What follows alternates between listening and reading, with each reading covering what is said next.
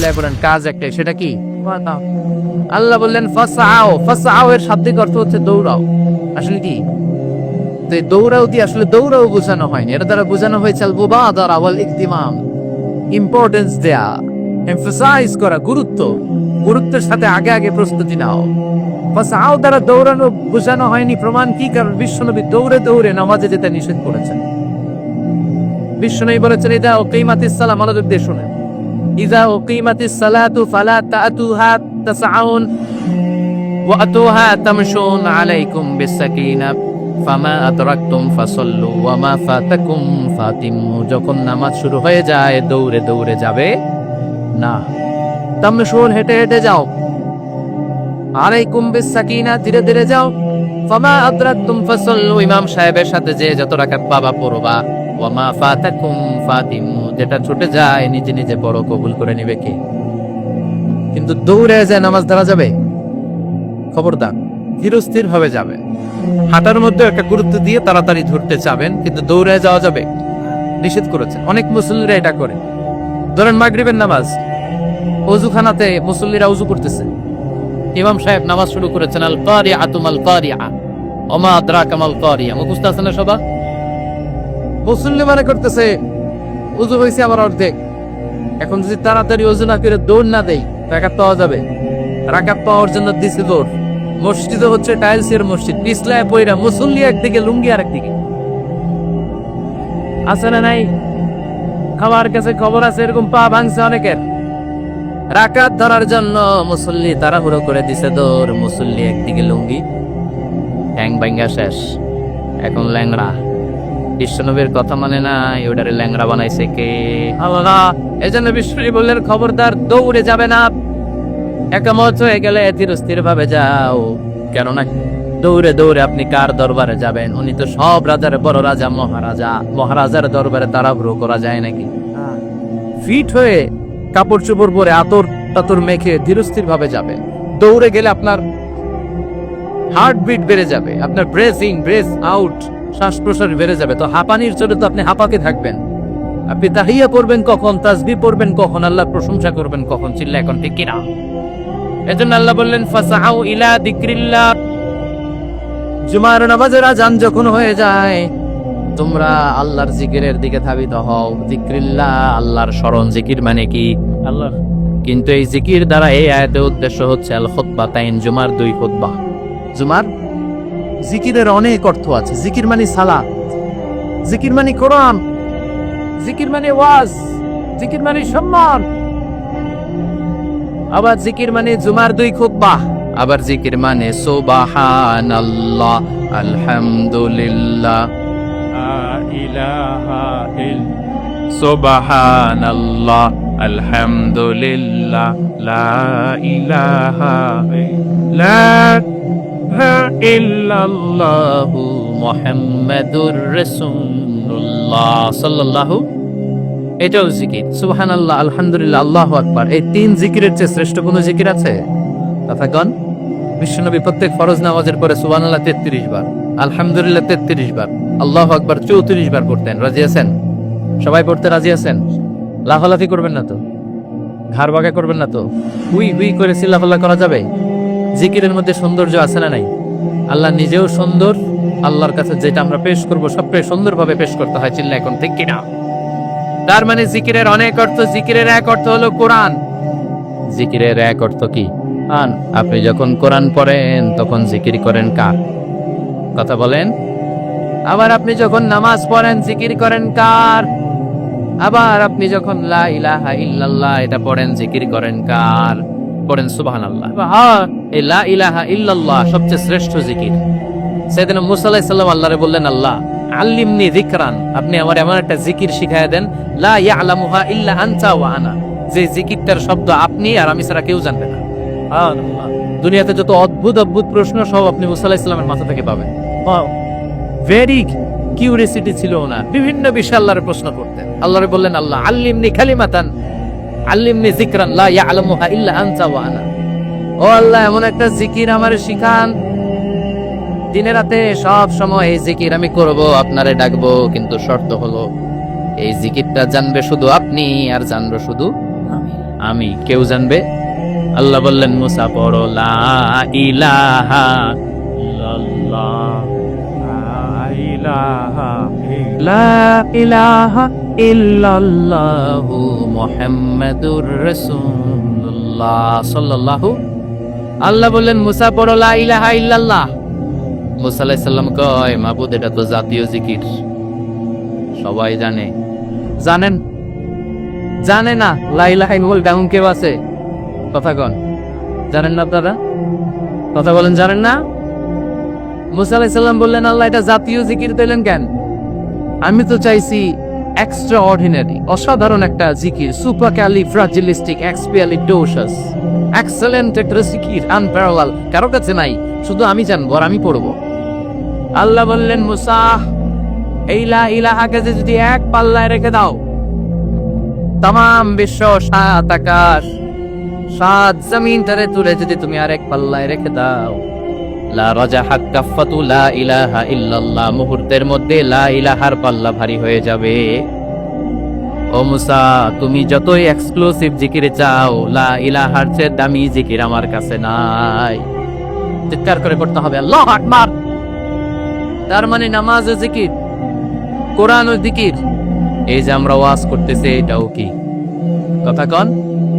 বিশ্ব নবীর আল্লাহ বললেন ও নবী ফাযাক্কির ইন্নামা আনতা, ও নবী আপনি জিকির করেন মানে ওয়াজ করেন। ইন্নামা আনতা মুযাক্কির, ও নবী আপনি ওয়াজ করে শোনান। লাস্তা আলাইহিম বিমুসাইদির, আপনারে দারোগা বানিয়ে পাঠাই নাই, আপনি শুধু ওয়াজ করেন। কার কথা? চিল্লায় বলেন কার কথা? কিন্তু এইখানে জিকির দ্বারা উদ্দেশ্য হচ্ছে জুমার খুতবা। ফাসআউ ইলা যিকরিল্লাহ, আল্লাহর জিকিরের দিকে ধাবিত হও, এই জিকির দ্বারা উদ্দেশ্য হলো জুমার খুতবা। তার মানে জুমার খুতবা যে খতিব সাহেবরা দেন, এখানে মসজিদের খতিব আছেন কারা কারা দেখি একটু হাত তোলেন তো। 1 2 3 4 5 6 7, গুণে শেষ করা যাবে না, অনেক খতিব। আল্লাহ এই খতিবদেরকে তুমি কবুল করো। আর জোরে পড়েন আমিন। এই যে যিকরুল্লাহ, ফাসআউ ইলা যিকরিল্লাহ দ্বারা আল্লাহ তাআলা জুমার খুতবাকে বুঝিয়েছেন। কি বুঝিয়েছেন?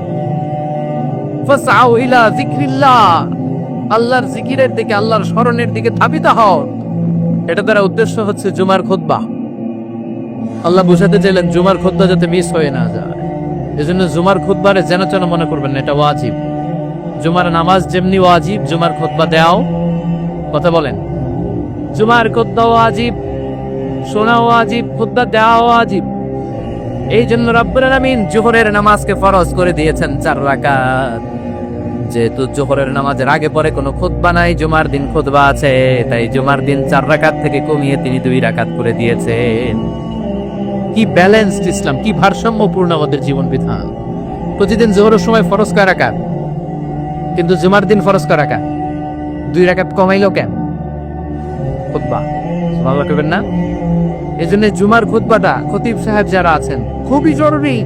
এটাকে খুব কনস্ট্রাকটিভ মোডে সমাজে তুলে ধরতে হবে, মানুষকে এডুকেট করতে হবে, ইনস্ট্রাক্ট করতে হবে। আপনাদের অনেক দায়িত্ব, you have huge responsibilities in your shoulder. আপনাদের অনেক দায়িত্ব। খতিব যারা, এটা ছোটখাটো কোনো রেসপন্সিবিলিটি নয়, এটা অনেক বড় দায়িত্ব। এজন্য জুমার দিন মানুষকে আপনার শিক্ষিত করতে হবে। এই জুমার খুতবা, জুমার আলোচনার সাথে পৃথিবীর কোনো আলোচনার কোনো মিল নাই, কারণ জুমার আলোচনা সব সময় অন টাইম, একটা নির্ধারিত সময় হয়। পৃথিবীর অন্য কোনো আলোচনা নির্ধারিত সময় হয় নাকি? কথা কন। আমরা বক্তারা নির্ধারিত সময় মাইক পাই? কথা কন। কোনোদিন 8টায়, কোনোদিন 9টায়, আজকে বসছি কয়টায়? কিন্তু জুমার খুতবার এটা চেঞ্জ হয়। কি বরকতের একটা জলসা! ওই দিন সবাই আসতে হয় মসজিদে। ফুল টাইম নামাজি এরা আসে, পার্ট টাইম নামাজি এরা আসে, বেনামাজি এরাও আসে, আস্তিক এরা আসে, নাস্তিক এরাও আসে, আওয়ামী লীগ আসে, বিএনপি আসে, জাতীয় পার্টি আসে, জামাত ইসলাম আসে, হেফাজতে ইসলাম আসে, তাবলীগের ভাইয়েরা আসে, পীরের মুরিদেরা আসে, সবাই আসে। এটা জরুরি দিন না? তাফসির মাহফিলের সাথে জুমার একটা মৌলিক পার্থক্য হচ্ছে, তাফসির মাহফিল আমাদের ধরে রাখতে হয়। কি করতে হয়? ধরে না রাখলে শ্রোতা উঠে যায়। কিন্তু জুমার খুতবা কি ধরে রাখা লাগে? কথা কন। ওঠার সুযোগ আছে, কারণ সামনে কি? জুমার নামাজ। সুবহানাল্লাহ কইবেন না? এটা অনেক জরুরি। এজন্য জুমার খুতবা যারা দেন, এরা বিশ্বনবীর দায়িত্ব পালন করেন। আল্লাহ বিশ্বনবীর মাদানী ইনিংস কয় বছরের? 10 বছর। বিশ্বনবীর মাদানী ইনিংস শুরু হয়েছে মসজিদে নববী তৈরি করার মধ্য দিয়ে। বিশ্বনবী মসজিদে নববী তৈরি করার পর মসজিদে নববীর খতিব হিসেবে দায়িত্ব নিলেন। সুবহানাল্লাহ। বিশ্বনবী 1টা 2টা 5টা 10টা না, মসজিদে নববীতেই 10 বছরের ইনিংসে 500টারও বেশি জুমার খুতবা দিয়েছেন। সুবহানাল্লাহ। বাড়িতে যাই বলেন কত খুতবা? 500রও বেশি খুতবা দিয়েছে। মদিনার সমাজটা এমনি জান্নাতি সমাজ হয় না, মদিনার সোসাইটিটাকে জান্নাতি সমাজ বানানোর জন্য বিশ্বনবীকে 500টা বক্তব্য দিতে হয়েছে। চিল্লায় পড়েন আল্লাহু আকবার। প্রতি সপ্তাহে যে আয়াতগুলো নাজিল হতো বিশ্বনবী এগুলো নিয়ে কথা বলতেন। এই সপ্তাহে যে সমস্ত আয়াতগুলো নাজিল হলো ওই আয়াতগুলো নিয়ে বিশ্বনবী জুমার দিন খুতবার মধ্যে কথা বলতেন।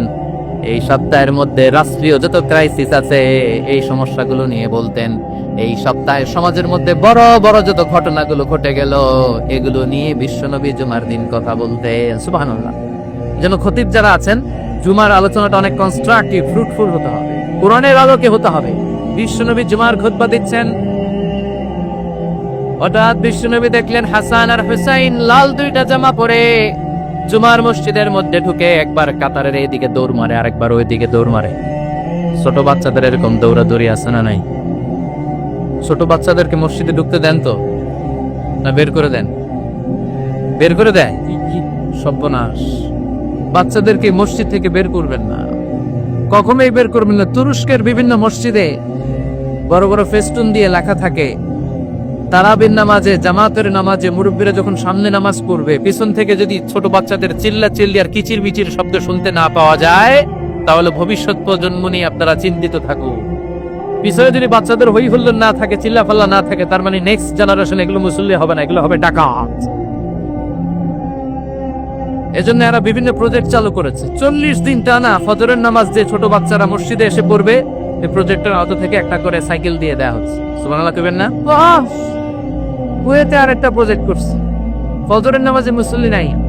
কুয়েতের এই প্রজেক্ট হচ্ছে marriage project, second marriage project, দ্বিতীয় বিবাহ প্রকল্প।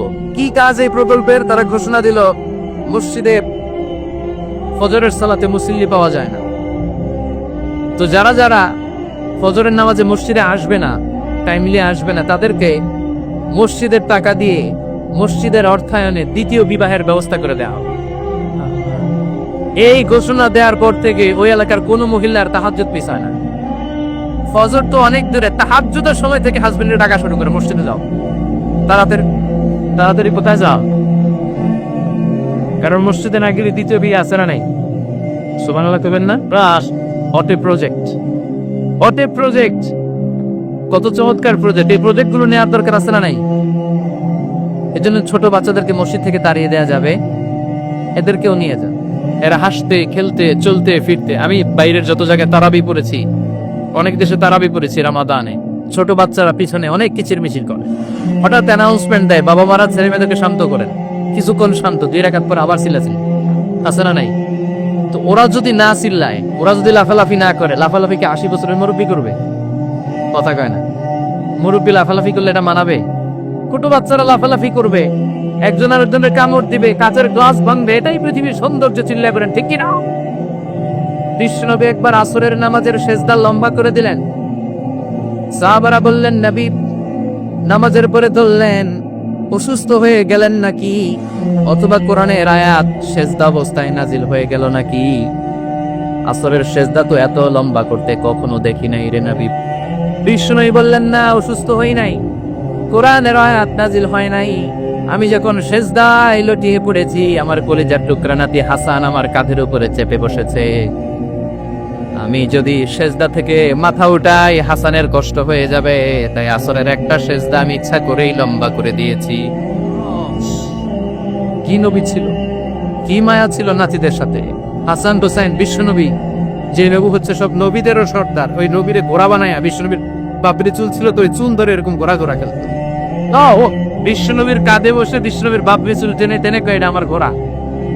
হাসান হুসাইনের গায়ের এমন কোন জায়গা নাই যে জায়গায় বিশ্বনবী চুমা দেয় নাই।